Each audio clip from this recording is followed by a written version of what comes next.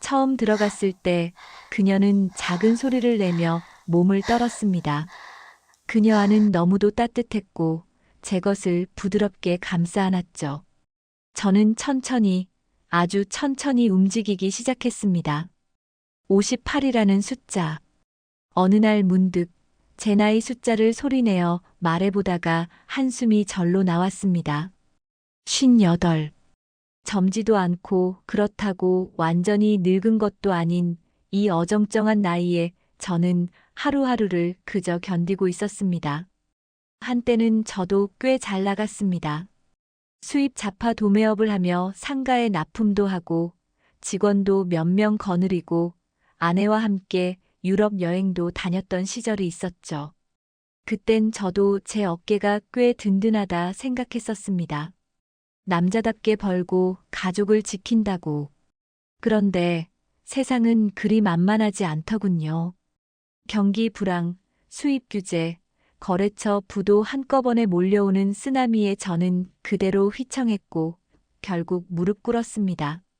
사업 접고 나서는 뭐라도 해야 하니 택배 일을 시작했습니다. 이제는 새벽 5시면 물류창고에서 박스를 나르고 종일 무거운 박스 들고 계단을 오르내립니다. 허리도 무너져가고 손가락 마디마디가 욱신거리는 날이 많지만 그래도 그게 제가 살아있다는 증거니까요. 아내는 이젠 말이 안 통합니다. 힘든 삶을 같이 살아온 건 맞아요. 내가 많이 잘해주지 못해서 많이 힘들었겠죠. 그래서 그런지 서로 살아오기 바빠 얼굴을 마주칠 시간도 많이 없다 보니 점점 멀어진 것 같습니다. 아무 말 없이 밥만 차려주고 제가 퇴근해도 눈길 한 번 안 줍니다. 몸을 섞은 건 언제였는지 기억도 가물가물해요.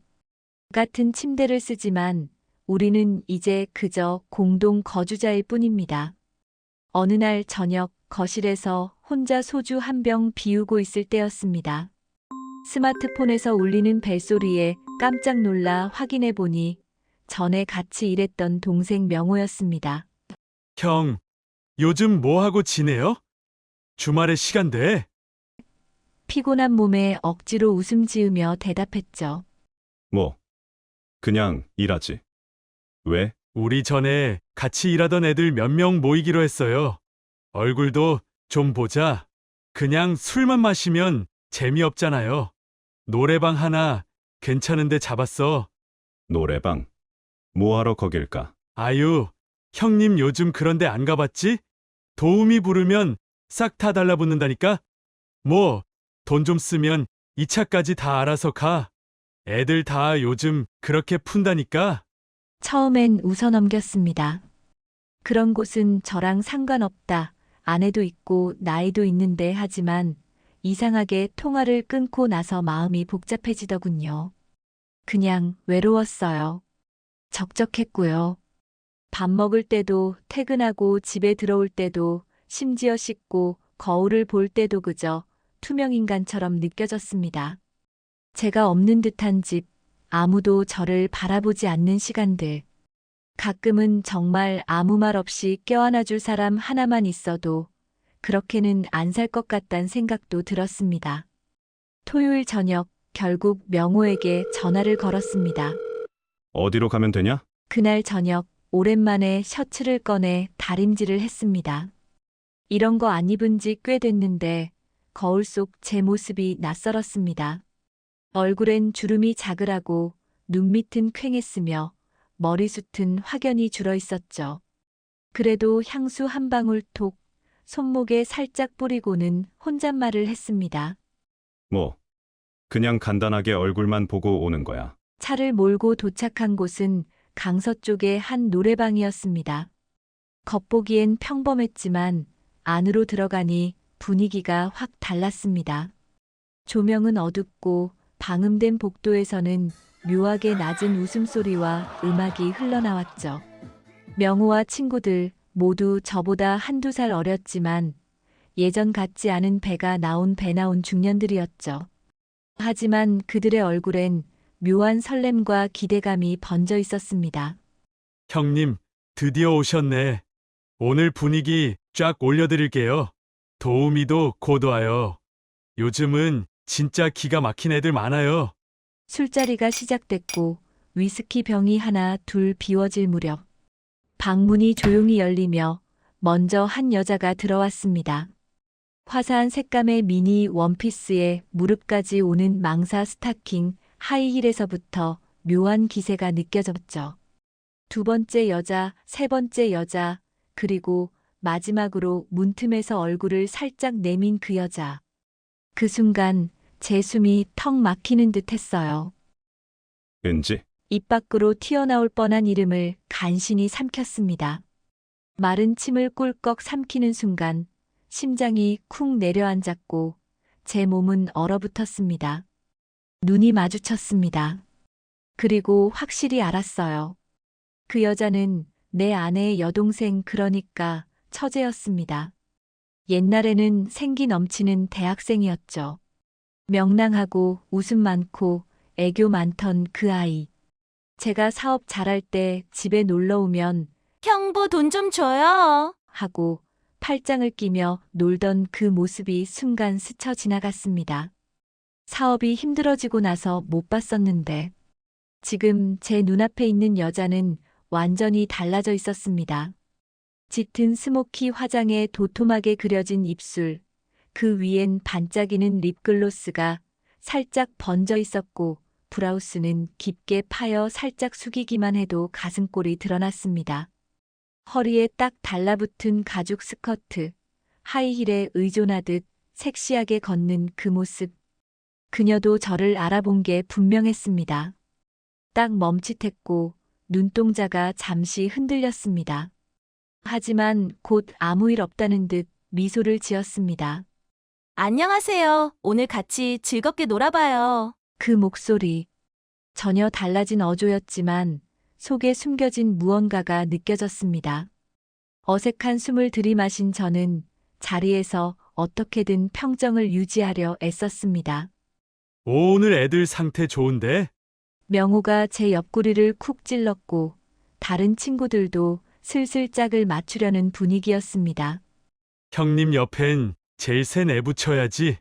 누가 그랬는진 모르겠지만 은지는 아무 말 없이 제 옆에 털썩 앉았습니다. 그 거리, 허벅지끼리 살짝 스칠 정도의 거리, 향수 냄새, 화장품 냄새, 그리고 그 옛날 한겨울에 같이 붕어빵 먹으며 웃던 모습이 교차했습니다. 친구들은 이미 술이 올랐고 노래방은 혼란의 축제처럼 요란해졌습니다. 불빛은 깜빡이고 비트는 고막을 때리고 술병이 쌓이기 시작했습니다. 주변은 벌써 서로 치마를 들추고 허벅지 만지고 정신이 하나도 없었습니다. 형부. 아니일 오빠. 오랜만이네요. 그녀가 제 귓가에 살짝 속삭였을 때 온몸에 소름이 끼쳤습니다. 그 말투는 결코 도우미의 서비스가 아니었어요. 그건 은지였습니다. 제가 알던 그 처제의 진짜 목소리. 은지야, 왜 이런? 여기선 그냥 즐기자고요. 그녀는 천천히 제 잔에 위스키를 따랐고 그 손등이 제 손등을 스쳤습니다. 차갑고도 뜨거운 감각. 그녀의 손이 스쳐간 자리에서부터 묘한 떨림이 올라왔습니다. 그리고 마치 일부러인 듯 그녀는 제 쪽으로 몸을 기울이며 속삭였습니다. 형부 옛날보다 더 멋져졌네요. 이런 분위기 저 오랜만이에요. 거짓말인 줄 알면서도 그 말에 숨이 턱 막혔습니다. 그녀의 어깨는 제 어깨의 기대기 일쑤였고 팔꿈치가 스칠 때마다 저도 모르게 몸이 경직됐습니다. 노래를 부르는 다른 친구들의 목소리는 거의 들리지 않았습니다. 온 신경이 그녀에게 쏠려 있었고 제 몸은 점점 반응하고 있었어요. 은지는 잔을 비우고 웃으며 말했습니다. 형부, 예전에 저한테 그렇게 얌전하셨잖아요. 근데 오늘은 좀 눈빛이 달라요. 그녀의 손이 제 허벅지 위에 슬쩍 얹혔습니다. 피부 위로 전해지는 따뜻한 체온. 그리고 그 손끝의 미묘한 움직임. 그 순간 저는 완전히 이성의 끈이 끊어질 뻔했습니다. 화장실 좀 다녀올게요. 저는 자리에서 벌떡 일어나 나왔습니다. 하지만 그날 밤의 진짜 시작은 바로 그 다음 순간부터였죠. 화장실 문을 열고 나와 거울 앞에 섰습니다. 형광등 아래서 제 얼굴이 너무 적나라하게 드러났습니다. 붉게 달아오른 얼굴과 그곳 달아오른 귓바퀴, 그리고 가슴팍이 너덜너덜해질 정도로 떨리고 있던 심장. 미쳤지? 내가 지금 뭐 하는 거야? 한숨을 내쉬며 찬물로 손을 적셔 얼굴을 몇 번이나 쓸어내렸습니다. 하지만 술이 취했는지 머릿속은 도저히 정리되지 않았습니다. 처제 은지. 도우미 차림으로 제 옆에 앉아 팔을 스치고 허벅지를 기대고 입꼬리를 올려 웃던 그녀의 모습이 자꾸 떠올랐습니다. 노래방 안으로 다시 들어가는 순간 또다시 다른 세상이었습니다. 화려한 불빛, 깔깔거리는 웃음, 테이블 위엔 이미 몇 병째인지 모를 술병들이 나뒹굴고 있었죠. 각자 짝이 되어 서로 팔짱을 끼고 위에 올라타고 부비적거리는 분위기 속의 은지, 아니 처제는 여전히 제 옆자리에 앉아 있었습니다. 다녀오셨어요? 그녀가 저를 올려다보며 말했습니다. 그리고 손으로 제 셔츠 소매를 스르륵 잡아당기며 살짝 비켜 앉았습니다. 그녀 옆자리에 마치 다시 여기 앉으세요라는 듯이요. 저는 천천히 조심스럽게 그 자리에 앉았습니다. 은지의 무릎과 제 무릎이 스쳤습니다. 그 감촉이 순간 마치 전류처럼 몸을 타고 올라왔습니다. 그녀는 술잔을 채우더니 제 입가에 들이밀었습니다. 형부, 아니, 오빠? 오늘은 그냥 아는 오빠라고 생각해요. 그쯤은 괜찮잖아요? 입술 옆을 간지리는 그녀의 숨결. 잔을 받아 한 모금 들이켰지만 그보다 더 진하게 취하는 건 그녀의 눈빛이었습니다. 은지는 장난스럽게 허리를 꼿꼿이 세우더니 살짝 등을 꺾으며 머리를 넘겼습니다. 그 순간 그 깊게 파인 브라우스 사이로 보이는 가슴골이 너무 선명했습니다. 조명이 깜빡이는 와중에도 그 부드러운 윤곽과 미묘한 그림자는 눈을 뗄 수 없게 만들었습니다. 오빠, 나 원래 이렇게 입고 다니진 않아요. 근데 오늘은 서로 비밀인 거 알죠? 그녀가 조용히 말하며 제 손등을 살짝 잡았습니다. 그 터치. 마치 오래전 젊은 시절 아내와 연애하던 때 처음 손을 잡던 순간이 떠올랐습니다.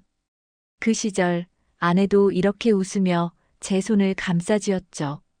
하지만 지금의 은지는 훨씬 더 야했고 훨씬 더 직접적이었습니다. 옆 테이블에선 친구 하나가 도우미와 입맞춤을 하고 있었고 다른 한 명은 소파에 기댄 채 여자의 손이 허벅지를 훑는 걸 가만히 놔두고 있었습니다. 술이 무르익고 분위기는 이미 적선을 넘어선 지 오래였습니다. 오빠도 여기는 진심을 못 숨기네요. 은지가 웃으며 말했습니다. 그녀의 손이 제 허벅지 안쪽 그곳을 톡 하고 건드렸습니다. 그 후로도 몇 번이나 스치듯 손을 올렸다 내렸다. 허벅지 안쪽 가까이까지 손가락을 움직였습니다. 그녀는 내 귓가에 입술을 가까이 가져왔습니다. 옛날에 몰랐어요. 오빠가 이렇게 잘생긴 줄은 언니보다 제가 먼저 봤으면 어땠을까? 그 말에 저는 순간 온몸이 굳어졌습니다. 그녀의 손은 여전히 제 허벅지 위에 있었고 살짝 눌러오는 감촉이 불안하게 아찔했습니다. 제 몸도 반응하고 있었습니다. 분명히 안 된다는 걸 알면서도 내 안에 어떤 본능이 깨어나고 있었어요. 은지는 노래를 부르겠다며 일어났습니다. 그녀의 엉덩이가 제 허벅지를 스치고 지나가며 짧은 가죽 스커트 자락이 살짝 들렸습니다. 살결이 눈앞에서 아찔하게 드러났고 하이힐을 신고 마이크 앞에 선 그녀의 모습은 도우미가 아닌 하나의 여자로서만 보였습니다.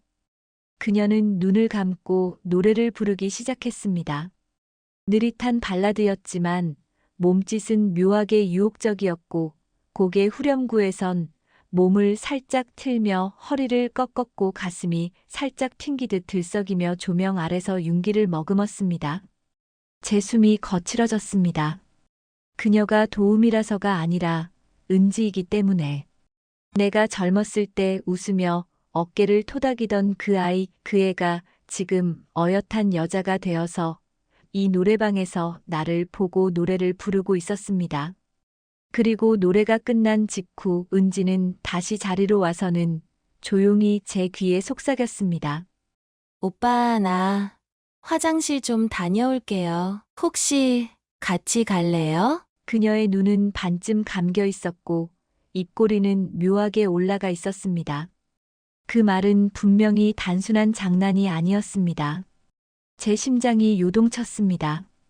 안 된다는 말이 머릿속을 떠다녔지만 몸은 이미 일어나고 있었습니다. 복도는 조용했습니다.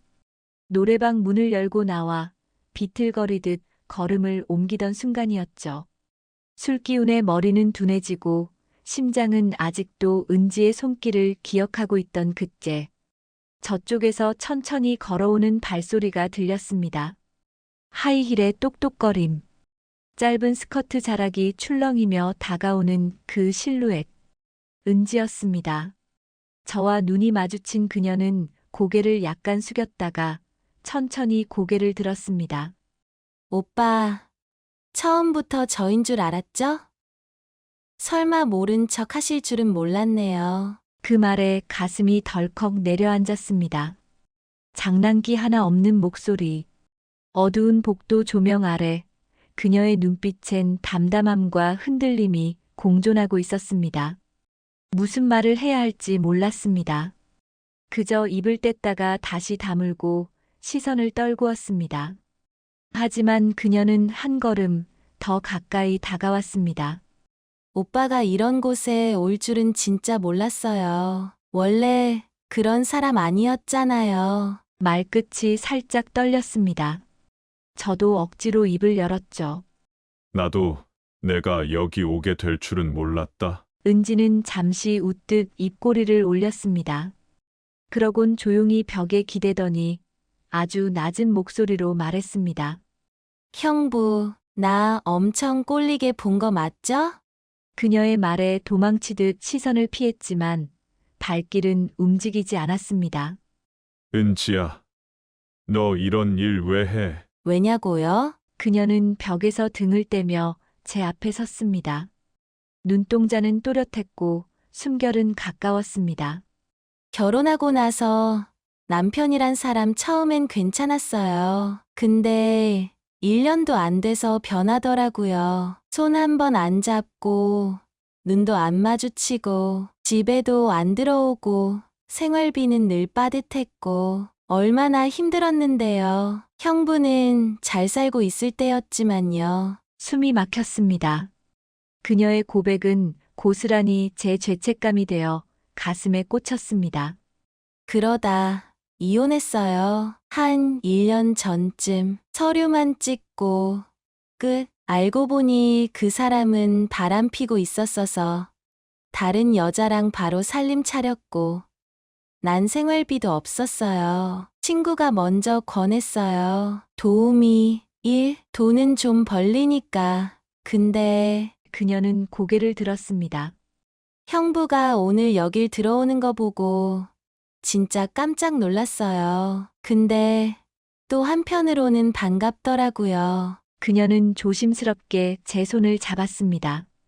형부, 나 처음에 이 옷 입고 거울 보면서 울었어요. 너무 수치스럽고 더러웠어요. 근데 오늘은 이상하게 떨렸어요. 그게 형부를 만날 운명이었나 봐요. 그녀의 눈엔 눈물이 고였지만 흐르진 않았습니다. 그저 조용히 가슴속 깊은 데서 끓어오르는 감정이 얼굴에 스며 있었습니다. 너 취한 거야? 취한 거면 어때요? 지금 내가 좋으면 됐죠. 저는 아무 말도 할 수 없었습니다. 그저 그녀의 손을 잡은 채 마치 꿈속처럼 멍하니 그녀를 바라봤습니다. 불빛 하나 없는 복도 끝, 우리는 그렇게 멈춰 서 있었습니다. 은지는 제 손등을 어루만지며 말했습니다. 형부는 안 외로웠어요? 형부는 누군가한테 안 안기고도 이렇게 살 수 있었어요? 그 말에 제 안의 마지막 방어선이 무너졌습니다. 고개를 끄덕일 수가 없었습니다.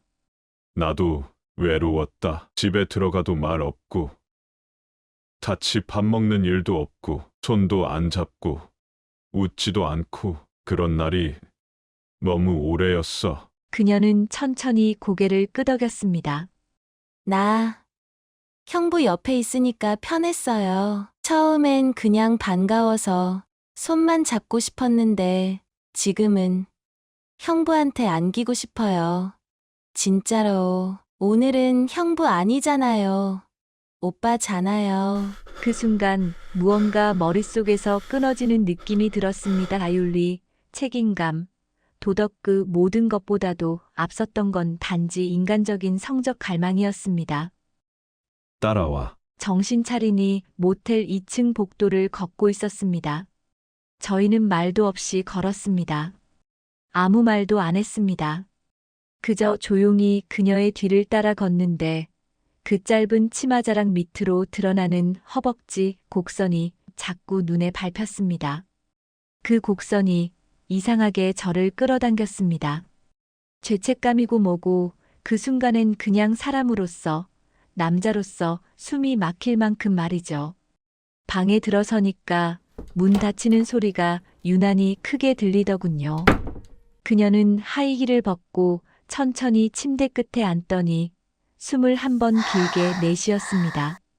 저도 말없이 벽에 기대서 그녀를 한참 바라봤어요. 마음속에선 수십 가지 생각이 떠올랐지만 입은 끝내 열리지 않더군요. 그녀가 고개를 들고 절 봤습니다. 그 눈빛, 그거 하나로 저는 끝이었어요. 거기엔 외로움도 있었고 갈망도 있었고 무엇보다 제게로 향한 어떤 짙은 감정이 있었어요. 그렇게 한참을 바라보다가 제가 조용히 그녀 앞에 무릎을 꿇었어요. 그리고 손을 뻗어 그녀의 손등을 잡았죠. 손이 차가웠습니다. 살짝 떨리는 게 느껴졌고 그때 그녀가 제 손을 슬그머니 자기 쪽으로 끌어당겼습니다. 그리고 입술이 맞닿았어요. 처음엔 정말 조심스러웠습니다. 오래 참고 참은 두 사람이 처음 손끝을 맞대는 것처럼 말이죠. 그런데 그게 한번 스친 순간 숨결이 확 바뀌더군요. 그녀가 제 목을 끌어안았고 숨소리가 거칠게 제 귀를 적셨습니다. 형부 아니, 오빠 그냥 오늘만은 나 하나만 봐줘요. 귓가에 속삭이는 그 말이 머리를 깨는 것처럼 울렸습니다. 그 순간 그녀가 제 셔츠 단추를 하나하나 풀어내기 시작했습니다. 그녀 손길이 가슴을 지나 배로 흘러가는데 저도 모르게 그녀의 허리를 감싸 안게 되더군요. 그녀가 입고 있던 브라우스 단추가 하나씩 풀릴 때마다 그 속살이 드러났습니다. 하얗고 연한 살결, 피부에서 은은하게 올라오는 향기, 그리고 가슴을 덮고 있던 그 얇은 레이스 브래지어. 그걸 보는 순간 숨이 막히는 듯 했어요. 저는 고개를 숙여 그녀의 목덜미에 입술을 댔습니다. 그녀는 고개를 뒤로 젖히면서 숨을 토했고 제 손은 어느새 그녀의 가죽 스커트 끝자락을 잡고 있었어요. 그렇게 해줘요. 나 너무 오래 참았어요. 그 말을 듣고 더는 참을 수 없었습니다. 우린 침대 위로 올라갔고 그녀가 조용히 제 손을 자기 다리 사이로 이끌었습니다. 이미 그녀는 준비가 되어 있었고 저 역시 더는 숨길 수 없는 상태였죠. 스커트를 천천히 걷어 올리고 팬티 위로 손가락을 얹었을 때 그녀가 몸을 움찔했어요. 오빠 나 너무 부끄러운데 이상하게 좋아요. 그렇게 말하면서 그녀는 두 눈을 꼭 감았습니다. 저는 그녀의 허벅지를 쓰다듬으며 벗겨냈고 고개를 숙여 그곳에 입술을 댔습니다. 그 순간 그녀가 낸 숨소리, 그 소리가 제 귀에 맴돌면서 저는 완전히 무너졌습니다. 그녀 다리가 제 어깨 위로 올라왔고 그 안에서 그녀의 숨결과 열기가 제 얼굴을 감쌌습니다. 그 이후로 우리는 아무 말도 하지 않았습니다. 그저 몸으로 서로를 확인했지요. 잠시 후 저는 그녀 위로 올라가 그녀의 눈을 바라봤습니다. 괜찮아? 그녀는 작게 웃으며 고개를 끄덕였습니다. 너무 크고 단단해. 오빠니까 좋아요. 빨리 넣어줘요. 그리고 그 순간 우리는 하나가 됐습니다. 처음 들어갔을 때 그녀는 작은 소리를 내며 몸을 떨었습니다. 그녀 안은 너무도 따뜻했고 제 것을 부드럽게 감싸 안았죠. 저는 천천히, 아주 천천히 움직이기 시작했습니다. 그녀는 허리를 들어 올리며 저를 받아주었고 손톱으로 제 등을 살짝살짝 긁었습니다. 입술을 겹치고 숨소리도 가슴 뛰는 소리도 하나가 되었습니다. 더 해줘요. 나 잊고 싶어. 다 잊고 싶으니까 오빠로 나를 덮어줘요. 그녀의 그 말에 저는 한순간도 멈출 수 없었습니다. 그날 밤은 그렇게 끝이 없었습니다. 저도 그녀도 얼마나 반복했는지 모릅니다. 이성이니 도덕이니 그런 건 그 시간 동안엔 아무 의미 없었어요. 그리고 새벽, 저는 그녀를 끌어안고 침대에 누워 있었고 그녀는 조용히 제 가슴에 얼굴을 묻은 채 숨을 고르고 있었습니다. 아무 말 없이 그저 조용히 서로의 체온을 나눴습니다. 그 후 그녀가 준 번호를 쳐다보며 나는 며칠을 고민했습니다. 하지만 매일 밤마다 나는 그 번호를 눌러보고 다시 지웠습니다. 그 이후로도 몇 번 저희는 아내 몰래 그렇게 만났습니다. 조심스럽게 아무도 모르게. 욕망은 줄지 않았고 감정은 점점 복잡해졌습니다. 하지만요, 마음 한구석엔 늘 무거운 뭔가가 가라앉아 있었어요. 그녀가 떠나고 집으로 돌아온 저는 방에 혼자 누워 천장을 바라봤습니다. 그녀의 목소리, 손끝, 눈빛 모든 게 떠올랐고 제 안에 파고들었습니다. 아내의 죄책감은 가슴을 후벼 팠고 욕망은 온몸을 뜨겁게 휘감았습니다. 하지만 문득문득 그런 생각이 들더군요. 나는 지금 어디에 있는 거지? 내가 사랑했던 사람은 누구였고 지금 내 옆에 있는 사람은 또 누구인지. 점점 나는 혼란스럽기 시작했고 내가 이렇게 흔들리고 엇나갈수록 혼자 있을 와이프가 생각나기 시작하며 홀로 있을 그녀의 현실이 눈에 띄기 시작했습니다. 그날 밤 이후 저는 그녀와의 연락을 줄이기 시작했고 어느 날부턴가 아예 연락이 끊겼습니다. 그리고 얼마 뒤 마지막으로 도착한 짧은 문자. 형부는 좋은 사람이에요. 더 이상 제 얼굴 보지 마세요. 저도 형부한테 미련 갖지 않을게요. 잘 살아주세요. 그걸 읽고 나니까 이상하게도 마음 한구석이 텅 비는 느낌이 들더군요. 미련인지 후회인지 그 감정은 지금도 명확하게 정의할 수 없지만 분명한 건 끝이 왔다는 거였어요. 그 후 저는 다시 집으로 향했습니다. 현관문을 열고 들어오는데 아내가 조용히 거실에서 TV를 보고 있더군요. 여전히 말은 없었지만 그 무표정 속에 감춰진 외로움을 이제는 알아볼 수 있겠더군요. 아, 이 사람이 나랑 같이 늙어갈 여자구나. 내가 이 사람을 놔두고 뭘 했던 건지 참 어리석고 멍청한 짓이었다는 걸 깨달았고 기회만 있다면 시간을 되돌리고 싶었습니다. 처제를 만나기 전보다 훨씬 전으로 돌아가서 처음부터 잘해줬어야 했는데 내가 이런 사람을 두고 정말 나쁜 길을 돌고 돌아왔구나 싶은 마음에 눈시울이 뜨거워졌습니다. 어깨가 무겁게 내려앉았지만 동시에 마음 한구석이 따뜻해졌습니다. 나는 다가가 아내 옆에 앉았습니다. 그리고 말했어요. 당신, 오늘 뭐 했어? 아내는 잠깐 당황한 듯 하더니 조용히 웃으며 대답했습니다. 별일 없었어. 그냥 집에 있었지 뭐. 그 뒤로 나는 조금씩 변해갔습니다.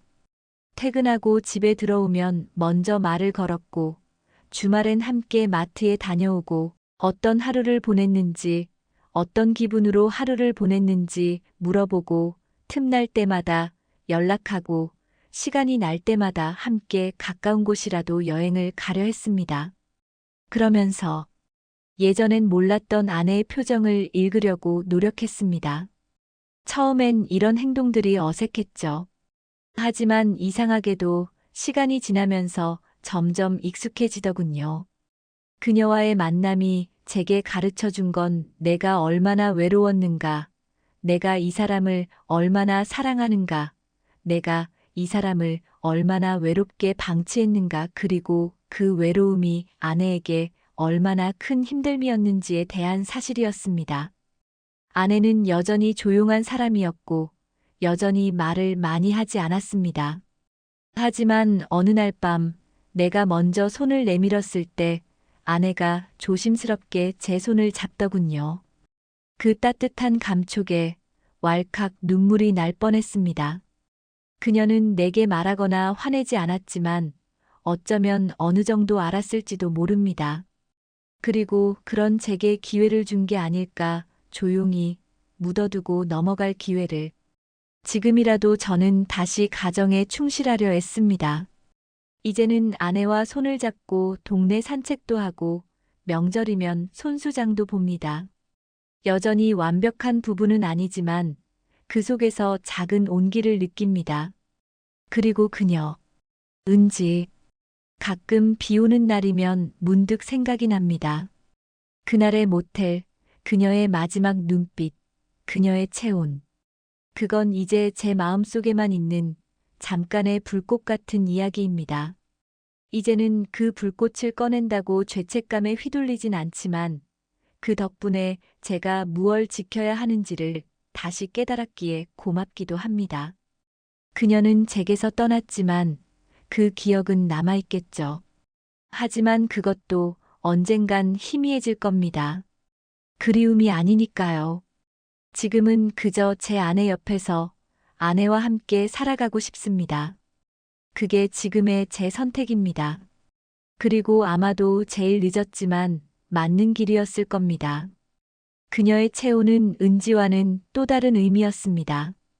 더 이상 불타오르진 않았지만 따뜻했습니다. 나는 이제야 알 것 같았습니다.